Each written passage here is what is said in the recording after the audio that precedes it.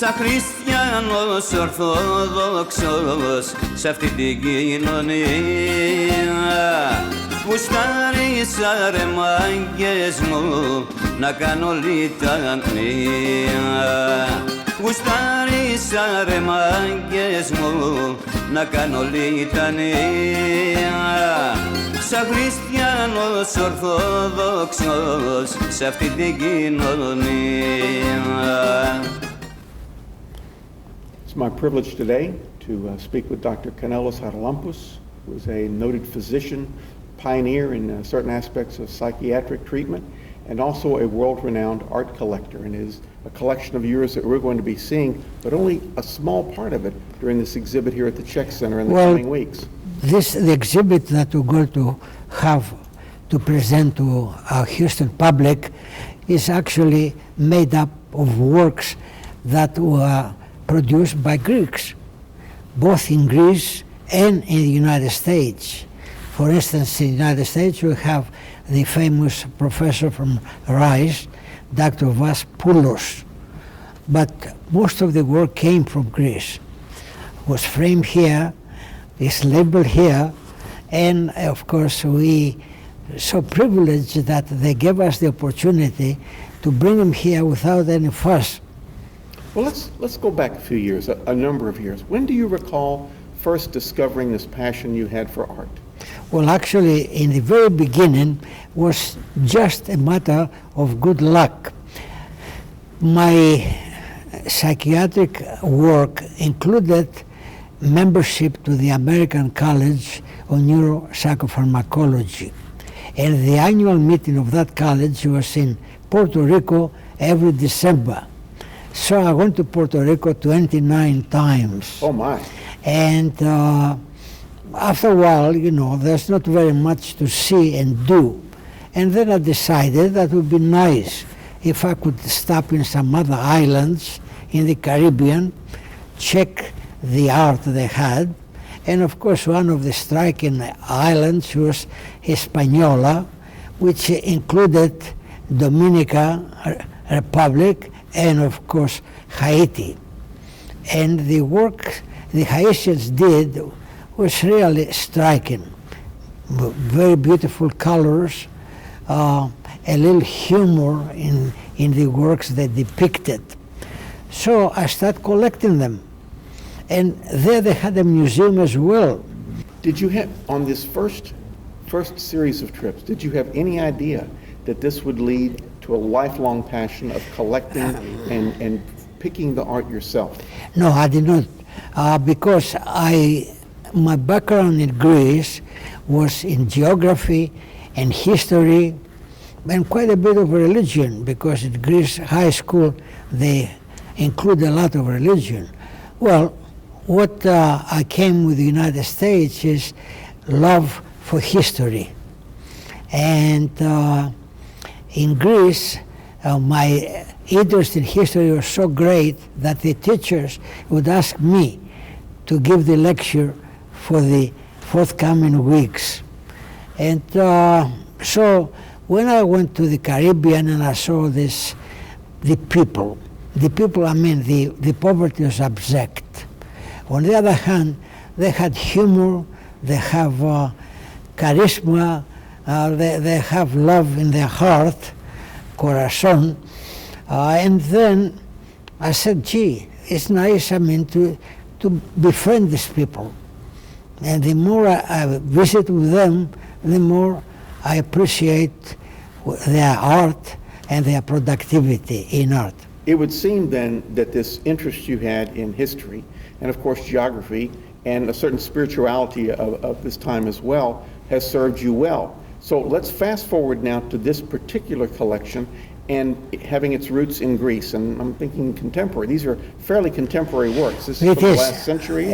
As you recall, Greece is actually a new country because it was liberated from the Turks in 1821. And they started creating a country, government, ministries, and universities. So many people started going to get education because that is something that the Greeks admire very much, to have educated kids. But the professors came actually from Europe because in order to be trained and to have the qualities and qualifications of becoming good teachers, they had to go to universities in Paris or in Vienna or other major centers of culture and education. So they came to Greece, and many of them had proved themselves as being very good teachers and scientists, and some of them good artists. So the works that we're seeing, and people will see here at this particular exhibit, they're contemporary. This is from the last century. These are not antiquities. They may represent, reinterpret antiquities, but these are not classic works. These are contemporary versions of things that you have seen, very captured much. on your visit. The age of these works begins in the 1920s, and some of them, few of them, they come from the 1820s. Interesting. However, when I start going back to Greece, because I delay my going back not to be drafted, because I was draftable too in the United States at the same time, and they want to send me to Vietnam, well, I decided that it would be nice to collect art in Greece. And started going to many galleries in Greece, made friends of several artists. I was invited to their studios. I saw the work they're producing, and some of it was exquisite. Many of them did not have a great deal of education, but they had a great deal of talent. So the works you selected from, we should talk about the collection. Your personal collection has thousands and thousands of pieces of work in it from dozens of countries. But this particular group, you have, I'm remembering I was here for your exhibit of the Latin American work and the Vietnamese. So this now is obviously a culture that's very close to you because it is your background and your heritage. Yeah, you're quite right, because I had a great deal more appreciation of work was produced in Greece. For the work that I got in the Orient, in Vietnam and other places, well, it's something that depends on becoming acquainted with the artists there. And I was very lucky because some galleristas took him to the studios, introduced me to these artists, and they encouraged me to collect. Well, but when we came to Greece, I have friends in Greece, and they knew many of the artists. So these people took me, introduced me to the artists. We had Uzo together. We greeted their families, and it was such a pleasant thing to meet people who appreciate art, appreciate what the country went through, because not only came out of 400 years of occupation under the Turks and the Ottomans in particular, but it came out after difficult times during the Second World War. You see, in 1940, Greece was occupied by the Italians and the Bulgarians. But in reality, because of the ambivalence of Italians to stay with the Axis or not, the Germans took over. Many Italians, unfortunately, were exterminated, but on the other hand, the Germans became very oppressive. And we had a lot of cultural input by many people in Greece, like the Jews. For instance, Hellenic had more than 50,000 Greeks, Jews. And all these people actually was picked up and sent to concentration camps and exterminated. Very few people came back.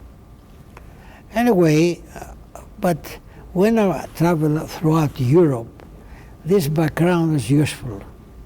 So in the works that we're going to see here in this exhibit, surely many of these artists either lived through these tumultuous times or had family who told them about the horrors of war and the political tides that have turned. Do you see that in this work? Do you see that pain, that passion, that spirituality in these works? Yes, I see actually the pain. Many of these works show that the people up in the villages or in the ports of different islands, these people had difficult times to survive because the Greece did not produce very much wealth or foods, and the Germans confiscated that. So the starvation was really striking. I remember during the German occupation that people would offer anything just to have something to eat. And actually this impacted your world personally. This impacted you and your family personally. Oh, very much, because later on, actually my father was picked up by paratroopers when the Greek army was coming back home after the Albanian War. Well, as it happens, a friend of his was blonde, and the Germans believed that he was British. So they kept him behind the others, and that created a great deal of stress. So for all practical purposes, my father had post-traumatic stress disorder, and when he came back home, he felt bad every time he was out in the street and encountered a German soldier. Must have been terrifying. Must have been terrifying. Quite a bit. What surprises you about this particular collection of artists? Is it the variety of technique? We have things that appear to be pen and ink, and some of them are oil and acrylic and all. Is there anything that surprises you about the technique, the variety of techniques employed, or the materials they use? What impresses me is that these artists, many of them, they didn't have very much education, but they have innate talent, and they did the best they could according to education they received. So sometimes back then they got a lot of training in monasteries about works on paper, and these people in the monasteries had a lot of training to create icons, and at the same time to create etchings and other works on paper. Would it have been difficult for them to find supplies and materials other than, once they had the technique down or once they had the education, would it have been difficult for them to find the materials? Did they have to scrounge and get them from friends? No, I think your question and your remark is appropriate, because during the occupation, materials were not available. And so, instead of creating a painting or creating a picture, they had the obligation to create the monthly etchings that would go into the magazine, into the story in the magazine, because that's all they could prepare and provide, and I was able to collect many of these works. So these, not only are these artists survivors in their own right, the fact that the art survived is a triumph on its own. Well, it is actually, because, number one, after the occupation, these people had to make a living, and it was not easy to sell art because the population was destitute. On the other hand, they try, and people really, because of the culture and because of the tradition, appreciation of art, people will start buying. And as the years came by, then more appreciation for art took place. What is the status of the art world in Greece at the moment? Here we are in the 21st century. What has changed and what remains the same? I know that you're still making travels over there. What has changed and what has remained the same? What impresses me is that many people went to the universities to study art. And then they became able to produce using this knowledge. So a lot of this art became pretentious, but also skill, because they had gotten the education to produce good works. And these people, after the bourgeoisie developed, and they felt that they have to collect for their homes to show their wealth. And so many of them start buying art. And I met quite a few people there who really have good collections. Very, very nice works. Speaking of collections, we referenced earlier that you have countless pictures from all over the world. Where do you house these? Where are they protected? Well, I have been spending quite a bit of money in securing space, because as you know, to have works of art, you have to maintain them with a good temperature and humidity and stuff like that. Well, I had to rent space, but that's quite challenging. I like now to secure a building if possible, and to have all this art housed there. What would you have people see at this particular exhibit of these collections from Greece? I know what you saw. You saw something in every piece of art that you said, I want to bring this back to the rest of the world. What would you like them to take away from this? Well, to see the great variety. For instance, look at there, these works are expressionist works. And the artists who produced them had studies in the Sorbonne. But later on, in the 60s, when America started producing expressionist works, he followed through. Now these works are very expensive today. Now, on the other hand, there are more primitive works, like the ones you see there, the old gentleman and the old lady. And these people were produced as etchings, less expensive, but show the talent of the artist. And to me, that was very, very impressive works. And when you're looking further to the left, you see introduction in the works with color. And so these people really created something that would be appealing. And when I saw this work around, for instance, I had some of this work shown in art exhibits in San Antonio.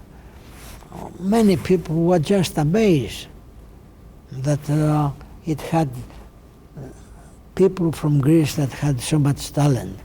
Do you think when people think of art of Greece, they expect Ionian columns, or they expect seasides and boats and fishermen and Mykonos and white villages with blue rooftops? Well, they expect that because it's such a common thing because of tourism. But we have some works collected of that nature. But beyond that, there are works on sports, there are works on nature, and many other objectives. And how many pieces will be shown in this particular show? In these works here, in this collection, we have more than 250 pieces. And we have some things also like icons that come from different ages. We have some works that came from additional locations, some from Russia, some from Bulgaria, and some from Italy. But all in the tradition of Eastern Orthodoxy? The church had great influence in the early workers, without doubt that these works had the influence of the church. But again, many of them became more modern, and they want to emphasize the beauty of nature, the beauty of personalities as they perceive them. Do you have a favorite piece in this collection? Which is the favorite of your children? No, actually what I have in this collection, there's such a great variety, but because some of these works are very expensive.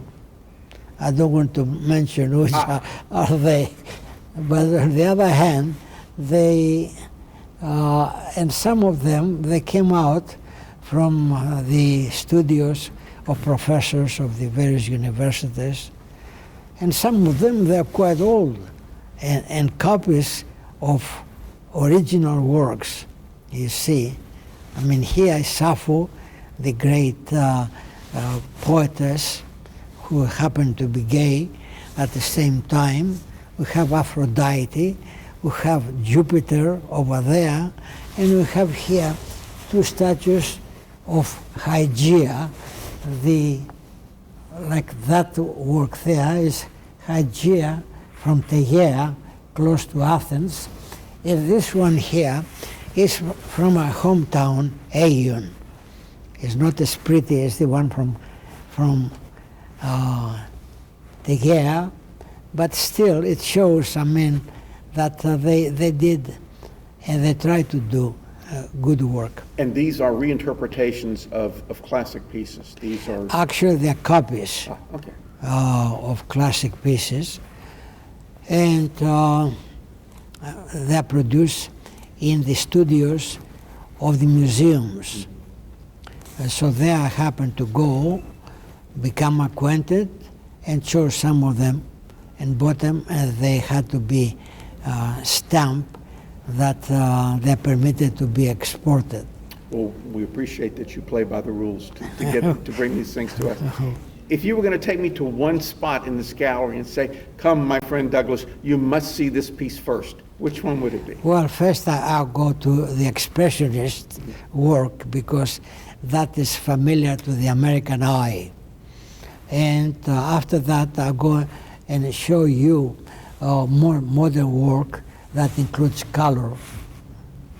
And thirdly, I'll go and talk and show you work that had to do with etchings and that kind of work. Well, it's a remarkable collection.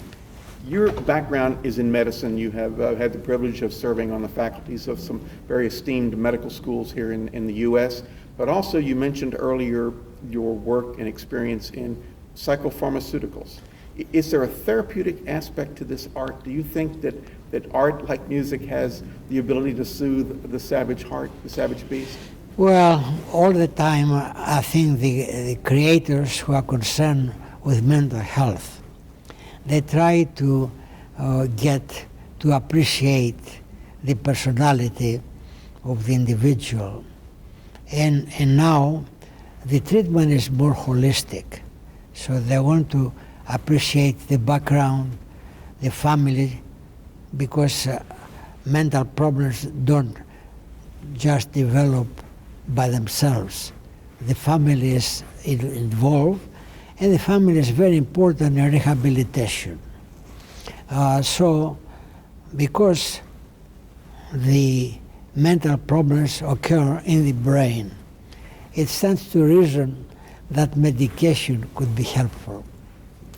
So I think back on the artists whose lives we have some knowledge of, and I note how many of them were troubled souls, and I wonder what role the art played in their therapy and their expression, even though their lives ended violently. And I wonder how that might have been changed if medication was available, if someone with your background might have been able to say, keep painting, but... Well, a great sculptor in Greece is Charalampous, and he has created some beautiful works. He's autodidactic, and because he had schizophrenic episodes, his mother opined that his mental illness was creating difficulties for him. and she took many of his works and destroyed them, Ooh. which is a great pity. On the other hand, a lot of his works still survive, and his house in the island of Tinos is like a museum. You see how he lived, and he spent a lot of time in a mental hospital as well.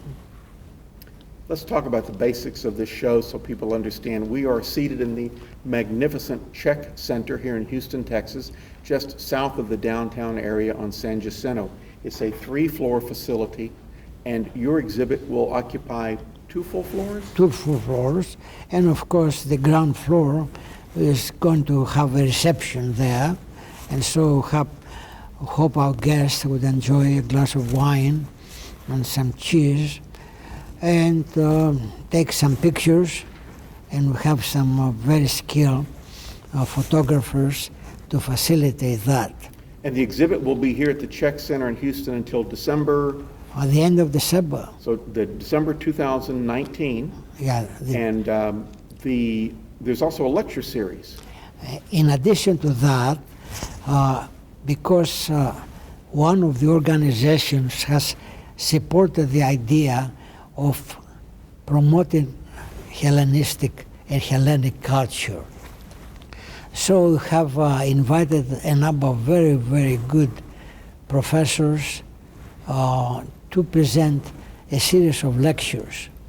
So essentially every month there's going to be a lecture Here at the Czech Center. here at the Czech Center, and it's going to be during an hour or a day that is going to be convenient for the people to come in. Wonderful. So let's take a moment from your heart, invite people to join you here. Tell them what you'd like them to see. Well, first I'd like for them to feel the friendship that comes with the Hellenic, the Greek culture, that the Greeks are very keen of making friends, enjoying a little wine, or ouzo, or hors d'oeuvres, and I wanted to see that the Greeks are open, friendly, and they have quite a bit of charm of their own. So that is going to stimulate to the American public the idea of traveling abroad. And having this background in art, they're going to make their travel much more enjoyable. What's next for you? Where's your next adventure? What's your next project? Well, actually, I have quite a bit of work coming out from the Orient, Thailand and other countries. And it would be nice to exhibit some of the art because it's, unusual and beautiful. But the next place I would like to go would be Japan. I'm fascinated with Japan, and the people are very nice, very attractive. The food is exquisite.